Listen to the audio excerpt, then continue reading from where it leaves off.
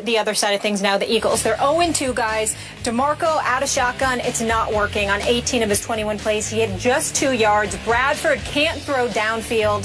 Stephen A., you just said they're done, but how much trouble is this Eagles team really in? They're god-awful. Let's just call it what it is. They're a soft team. The Philadelphia Eagles are a soft football team. And it's all the fault of Chip Kelly. All of it. First of all, DeMarco Murray is an I-back. He's a north and south runner. Why do you have him running sideways?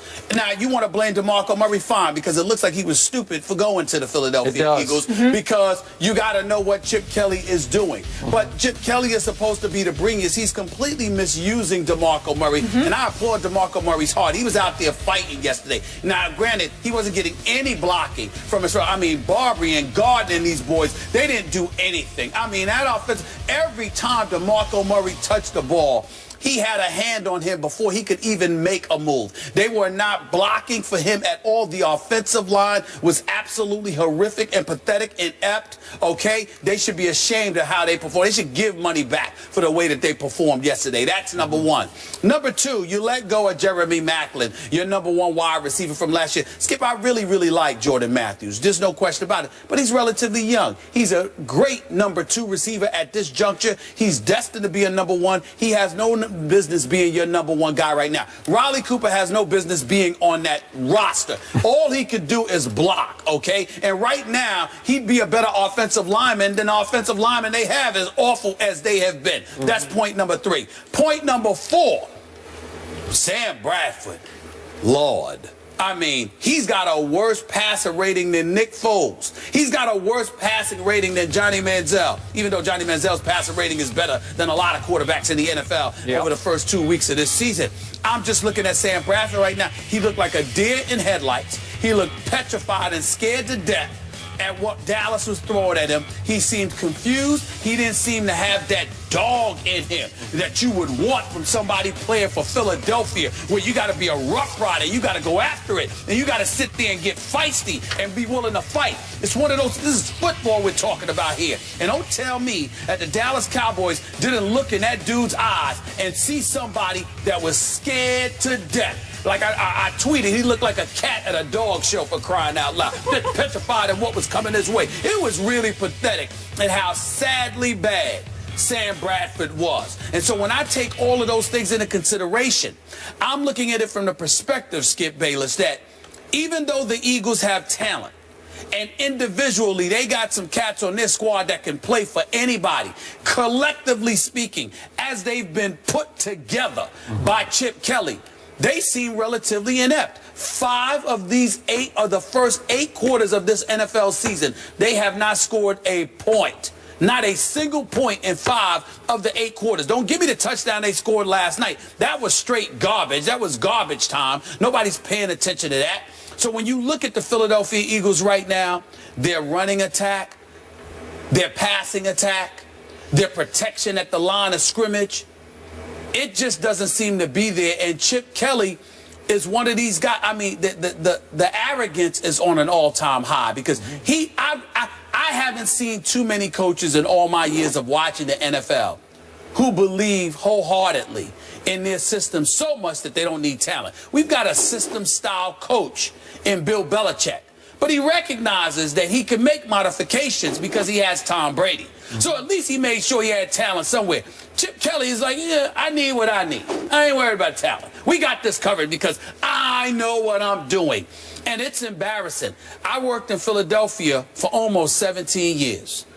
And there is, at no time does that city look more or resemble more of a morgue than when it loses to the Dallas Cowboys. So that's bad enough. But to lose to Dallas in this fashion, where you just seemed ill-equipped to even be on the same field as them, is so incredibly embarrassing. With no Dez, no Romo, no Dez, no Romo, and all those at home. Yeah. That's embarrassing.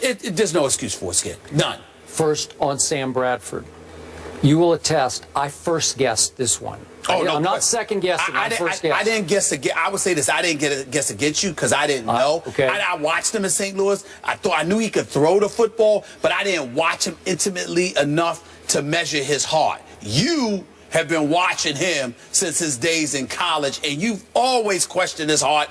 I got to admit to you, I think his nickname should be Tin Man right now. Mm-hmm. I got a lot of questions about Sam Bradford after yesterday's performance. I really do. As you know, I'm a University of Oklahoma fan, born and raised. I watched every snap Sam Bradford took in college, and I made a big statement on this show. St. Louis is making a huge mistake to take him #1 overall. And remember what they had to do before the rookie cap kicked in?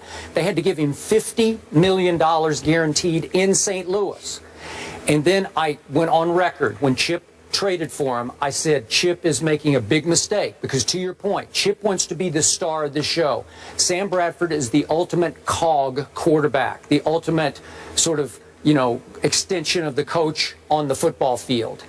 If you get your fast break offense going and you get on a roll, he can throw darts. If it starts to go just a little bit south, he will fold up, and he does not have the dynamic personality or body language or playmaking skills to reverse momentum for you. He's not going to make that play that changes the game. In fact, I would suggest to you that his body language is at least as bad as Jay Cutler's is. Did you see Bradford yesterday? Yeah. Does he not hang his head fast? And his teammates are looking at him like, seriously? You got to help us. You got to fire us up. You're getting no argument from me. Hey, you're getting no argument from me there. Okay, so he's the wrong guy at the wrong place at the wrong time for a football team that went out and got a power back for a spread option geared offense. How did Philadelphia kill the Cowboys on Thanksgiving night at Jerry World? With the spread option. Right. I think they ran it 8 times with Mark Sanchez because Mark Sanchez has some athletic ability. And he kept the ball several times and just gashed him.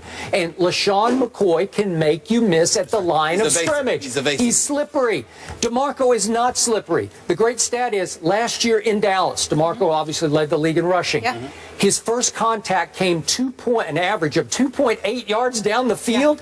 Yeah. In Philly so far, where he has, what's his total so far? 11 yards on 21 tries. He's been getting hit slightly behind the line of scrimmage with first contact. He's not going to make that guy miss.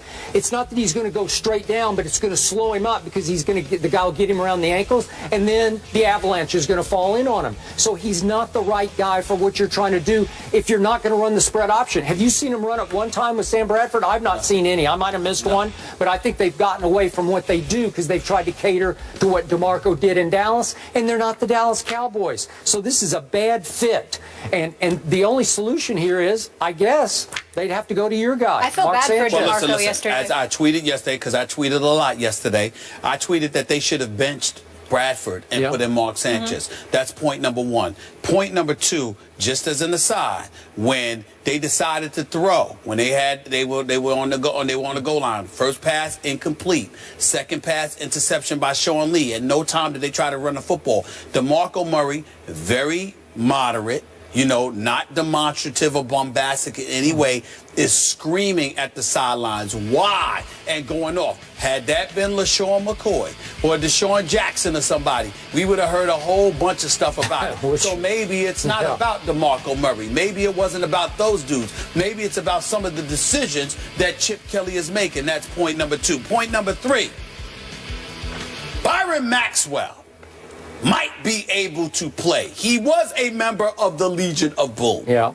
He is no #1 cover corner. Can we at least concede that? He had a long day yesterday. He had a long day yesterday, and there was no Des Bryant on the field, and he had a long day. That 42-yard touchdown from Whedon, not Romo, Whedon to Terrence Williams. Whedon? Stay on the Whedon. You got to stay on the Whedon right now. But the point that I'm trying to make to you is this. That pass, did you see the effort? Slant pattern, Terrence Williams, and Byron Maxwell was like, you got me. And I'm just sitting there like this. This brother just got $60 million now, and I'm looking at it from the perspective of number 1 game of the season, meaning week 1. The Atlanta Falcons are playing the Philadelphia Eagles. Who's the head coach of the Atlanta Falcons? That's Mr. Dan Quinn. Who's the former defensive coordinator last year from Seattle? Dan Quinn. You think it's an accident that Dan Quinn went after Byron Maxwell? You think that's an accident? Granted, you got Julio Jones, one of the best of the game at wide receiver. Please don't get me wrong. But Dan Quinn was like, we gonna go after this dude because he might have some insight into Byron Maxwell's cover ability. So all of those things taken into consideration. You got Chip Kelly. He paid $60 million to Byron Maxwell. He ain't showing up. You got rid of Evan Mathis, which by the way you reneged because you said that you were planning to pump up the back end of his contract. Then you rescinded that offer, which is what upset Mathis. And you decide to let him go, knowing that you were going to need him on your offensive line. We ain't even getting into Macklin, Deshaun Jackson, LaShawn McCoy. Just the moves that you've made. This team, as far as I'm concerned, does not look like a team. It looks like a compilation of what Chip Kelly wants and is trying to make into a team, as opposed to it actually being a team. And that is what I believe cost them. And that's what I saw yesterday. And that's why I said, you know what? Eagles are toast. And you know what? Last point. When things do go south in Philly, I don't think Chip has built up a reservoir of love in that locker room that you can fall back on. You know what I mean? Once it starts to go, they're like, wait a second. They're going to win their share of games. But the aura that they had attached to them coming into the season, now we're remembering, wait a minute, this dude never won a national championship. And on a on a professional level, you went to the playoffs your first year. You finished both 10-6 both years, but you weren't in the playoffs last year. So suddenly we're looking at Chip Kelly the way maybe we should have looked at him all along. The man knows football. The man can coach.